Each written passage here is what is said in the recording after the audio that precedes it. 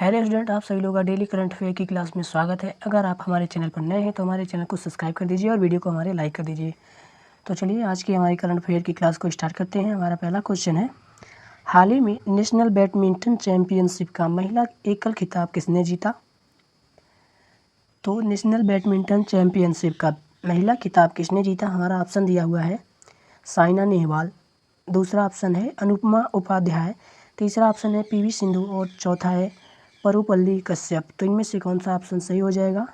जिन्होंने national badminton championship का महिला एकल खिताब जीता है। तो इस प्रश्न का हमारा जो सही उत्तर हो जाएगा, ऑप्शन नंबर दूसरा वाला सही हो जाएगा। अनुपमा उपाध्याय ने जो है इस नेशनल बैडमिंटन चैंपियनशिप का महिला एकल खिताब को जीता है। हमारा अगला प्रश्न है, प्रश्न नंबर 2, हाल ही में आई मूडीज की रिपोर्ट के अनुसार 2023 में भारत की जीडीपी वृद्धि दर कितने प्रतिशत रहने का अनुमान है? तो जीडीपी वृद्धि दर कितने प्रतिशत रहने का अनुमान है?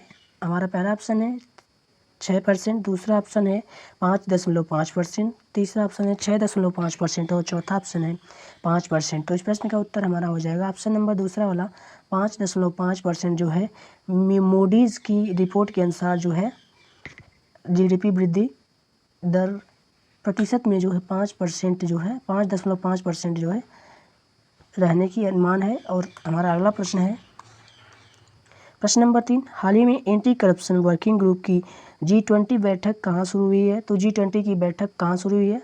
ऑप्शन पहला हमारा बीकानेर, दूसरा इंदौर और तीसरा लखनऊ और चौथा गुरुग्राम। तो इनमें से कौन सा ऑप्शन सही हो जाएगा जहाँ पर G20 बैठक शुरू हुई है?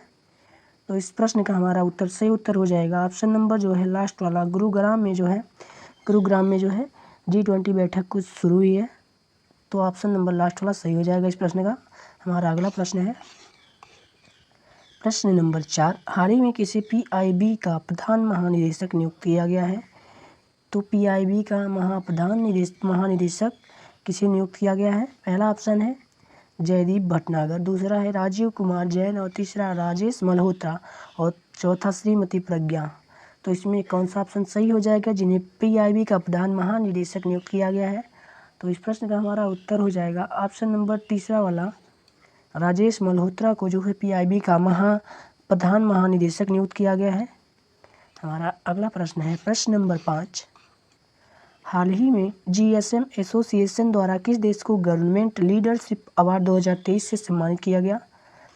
तो किस देश को जो है जीएसएम एसोसिएशन द्वारा लीडरशिप अवार्ड 2023 से सम्मानित किया गया है? पहला ऑप्शन है यूक्रेन को, दूसरा ऑप्शन है ऑस्ट्रेलिया को, तीसरा है पाकिस्तान या चौथा भारत को।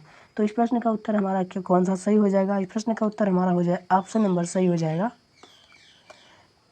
लास्ट वाला, यानी भारत को जो है लीडरशिप अवार्ड 2023 से सम्मानित किया गया है। और यह किसके द्वारा किया गया? तो जीएसएम एसोसिएशन द्वारा इसे सम्मानित किया गया है। अगला प्रश्न है, प्रश्न नंबर 6, हाल ही में गोदरेज इंडस्ट्रीज ने अपने रसायन व्यवसाय के सीईओ के रूप में किसे नियुक्त किया है? तो इस प्रश्न का संभावित उत्तर कौन सा हो जाएगा हमारा? पहला ऑप्शन है भाविश अग्रवाल, दूसरा है विशाल शर्मा, तीसरा एनडी जैसी और चौथा शांतनु नारायण। तो इस प्रश्न का उत्तर कौन सा सही हो जाएगा जो कि गोदरेज इंडस्ट्री के सीईओ बने हैं? तो इस प्रश्न नंबर 6 का सही उत्तर हमारा हो जाएगा दूसरा वाला विशाल शर्मा, जो है गोदरेज इंडस्ट्री के नए सीईओ हैं, रसायन व्यवसाय के नए सीईओ, जो कि गोदरेज इंडस्ट्री के रसायन व्यवसाय के नए सीईओ विशाल शर्मा हैं, जो कि सीईओ का फुल फॉर्म होता है चार्टेड। तो सीईओ का फुल फॉर्म होता है चीफ एग्जीक्यूटिव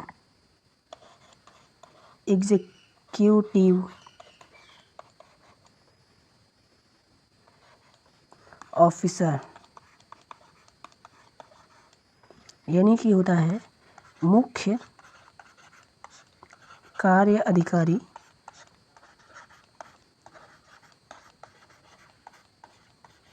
इसका जो है हिंदी में मतलब हो जाएगा मुख्य कार्य अधिकारी, और इसका सीईओ का फुल फॉर्म होता है चीफ एग्जीक्यूटिव ऑफिसर, जो कि उसका फाउंडर भी हो सकता है और कोई अन्य व्यक्ति भी हो सकता है किसी भी कंपनी का, जो कि मालिक भी हो सकता है जो उसको बनाया है, और कोई और अन्य भी हो सकता है।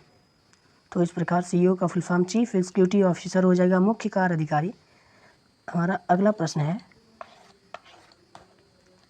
प्रश्न नंबर 7, हाल ही में किसने चंद्रमा मिशन के लिए अपने रॉकेट के क्रायोजेनिक इंजन का सफल परीक्षण किया है?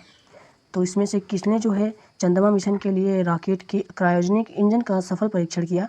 तो पहला ऑप्शन है DRDO, दूसरा इसरो और तीसरा नासा और चौथा इनमें से कोई नहीं। तो इनमें से किसने किया या फिर लास्ट वाला ऑप्शन है किसी ने नहीं किया। तो इस प्रश्न का उत्तर कौन सा सही हो जाएगा? इस प्रश्न का उत्तर हमारा सही हो जाएगा ऑप्शन नंबर जो है दूसरा वाला, इसरो यानी कि इंडियन स्पेस रिसर्च ऑर्गेनाइजेशन, जो इसके द्वारा चंद्रमा मिशन किसने जो है चंद्रमा मिशन के लिए अपने रॉकेट के क्रायोजेनिक इंजन का सफल परीक्षण किया? तो इसरो ने किया है, जो कि सफल परीक्षण रहा। और इसरो का फुल फॉर्म होता है इंडियन स्पेस रिसर्च ऑर्गेनाइजेशन, और इसकी जो है स्थापना हुई थी 1969 में स्थापना हुई थी। 1969 ईस्वी में इसकी स्थापना हुई थी। हमारा अगला प्रश्न है प्रश्न नंबर 8, हाल ही में किस देश के प्रधानमंत्री 8वीं रायसीना डायलॉग में मुख्य अतिथि होंगे? तो इस प्रश्न का कौन सा ऑप्शन सही हो जाएगा? पहला ऑप्शन है इटली के प्रधानमंत्री, और दूसरा है फ्रांस के प्रधानमंत्री, और तीसरा है जर्मनी के, और चौथा है तुर्क के। तो इनमें से किसके जो 8वें जो प्रधानमंत्री अतिथि होंगे वो कौन होंगे, किस देश के होंगे? तो ऑप्शन नंबर जो है सही हो जाएगा हमारा पहला वाला, इटली के जो है प्रधानमंत्री 8वें रायसीना डायलॉग में मुख्य अतिथि होंगे। हमारा अगला प्रश्न है प्रश्न नंबर 9, हाल ही में संयुक्त राष्ट्र की रिपोर्ट के अनुसार किस देश में 83.7% यूरेनियम के कण पाए गए हैं? तो इस प्रश्न का उत्तर कौन सा सही हो जाएगा? जो कि संयुक्त राष्ट्र की रिपोर्ट के अनुसार 83.7% यूरेनियम के कण पाए गए हैं। पहला ऑप्शन है तुर्कमेनिस्तान, दूसरा इराक, तीसरा इराक और ईरान, और चौथा अफगानिस्तान। तो इस प्रश्न का हमारा उत्तर सही हो जाएगा ऑप्शन नंबर जो है ईरान जो है सही हो जाएगा 9 का। यहाँ पर जो है 83.7% यूरेनियम के कण पाए गए हैं, जो कि ये रिपोर्ट किसके अनुसार आई? तो संयुक्त राष्ट्र की रिपोर्ट के अनुसार ये ईरान में 83.7% यूरेनियम के कण पाए गए हैं।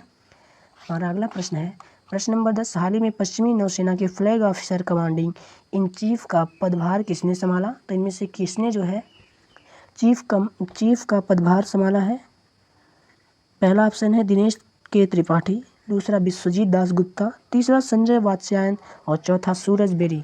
तो इस प्रश्न का उत्तर हमारा हो जाएगा ऑप्शन नंबर जो है पहला वाला, दिनेश के त्रिपाठी जो है flag officer commanding in chief का पदभार को संभालेंगे। तो हमारा अगला प्रश्न है प्रश्न नंबर 11, हाल ही में किस देश का डीकिन विश्वविद्यालय GIF गिफ्ट शहर में अपना परिसर स्थापित करेगा? तो इसमें से कौन सा ऑप्शन सही हो जाएगा इस प्रश्न का? पहला ऑप्शन है इंग्लैंड, दूसरा अमेरिका, तीसरा ऑस्ट्रेलिया, और चौथा रूस। तो इस प्रश्न का उत्तर सही कौन सा हो जाएगा? ऑप्शन नंबर तीसरा वाला सही हो जाएगा। ऑस्ट्रेलिया में जो है डीकिन विश्वविद्यालय गिफ्ट का शहर में अपना परिसर स्थापित करेगा, जो कि ऑस्ट्रेलिया का है। और हमारा अगला प्रश्न है प्रश्न नंबर 12, हाल ही में शून्य भेदभाव दिवस कब मनाया गया? तो शून्य भेदभाव दिवस कब मनाया जाता है? तो इस प्रश्न का उत्तर कौन सा सही हो जाएगा? पहला ऑप्शन है 3 मार्च को, दूसरा 1 मार्च को, और तीसरा है 2 मार्च को, और चौथा ऑप्शन है 4 मार्च को। तो इनमें से कौन सा ऑप्शन सही हो जाएगा जिस दिन शून्य भेदभाव दिवस मनाया गया? तो इस प्रश्न का उत्तर सही हो जाएगा 1 मार्च। 1 मार्च को जो है शून्य भेदभाव दिवस को मनाया गया। ऑप्शन नंबर दूसरा वाला सही हो जाएगा। हमारा अगला प्रश्न है प्रश्न नंबर 13, हाल ही में कौन दूसरे B20 कार्यक्रम की मेज़बानी कर रहा है? तो इस प्रश्न का उत्तर कौन सा सही हो जाएगा? जो कि G20 का B20 कार्यक्रम की मेज़बानी कर रहा है, जो कि दूसरा है।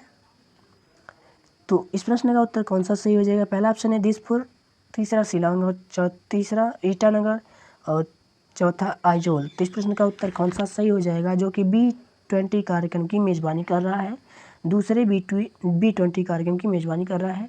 तो इस प्रश्न का जो सही उत्तर हमारा हो जाएगा आइजोल। आइजोल जो है B12 कार्यक्रम की मेज़बानी कर रहा है, दूसरे B20 कार्यक्रम की मेज़बानी कर रहा है, जो कि मिजोरम की राजधानी आइजोल है, और ईटानगर किसकी ये राजधानी है ये हम कमेंट के माध्यम से बताएंगे। इन तीनों का जो है किस प्रदेश की राजधानी ये तीनों है आप लोग बताएंगे। और ये आइजोल जो है ये हमारा जो है आइजोल किसकी राजधानी है? तो आइजोल जो है हमारा मिजोरम की राजधानी है आइजोल। और इसने जो है B20 कार्यक्रम की मेजबानी किया। अगला प्रश्न है प्रश्न नंबर 14, हाल ही में बोला टिनुबू किस देश के नए राष्ट्रपति हैं बने हैं? तो इस प्रश्न का उत्तर कौन सा सही हो जाएगा? पहला ऑप्शन है ब्राज़ील के, दूसरा नाइजीरिया के, तीसरा मिस्र के या चौथा अल्जीरिया के। तो इस प्रश्न का उत्तर कौन सा सही हो जाएगा? प्रश्न का उत्तर हो जाएगा हमारा ऑप्शन नंबर दूसरा वाला, नाइजीरिया के जो है बोल्टा टिनुबू नए राष्ट्रपति चुने गए हैं। और इस प्रश्न का उत्तर दूसरा वाला सही हो जाएगा।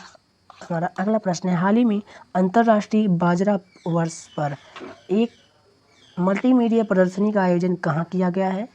तो इस प्रश्न का उत्तर कौन सा सही हो जाएगा? जहाँ पर अंतर्राष्ट्रीय बाजरा वर्ष पर मल्टीमीडिया प्रदर्शनी का आयोजन किया गया।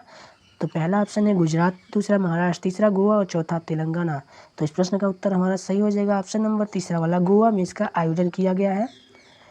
तो 15वें का जो है ऑप्शन नंबर तीसरा वाला यानी गोवा सही हो जाएगा।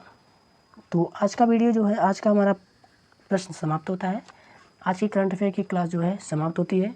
यह वीडियो आपको कैसी लगी? और वीडियो अगर अच्छी लगी तो वीडियो को लाइक और चैनल को सब्सक्राइब कर दीजिए, जिससे आपको इस प्रकार की वीडियो मिलती रहे। मिलते हैं अगले वीडियो में, तब तक के लिए धन्यवाद।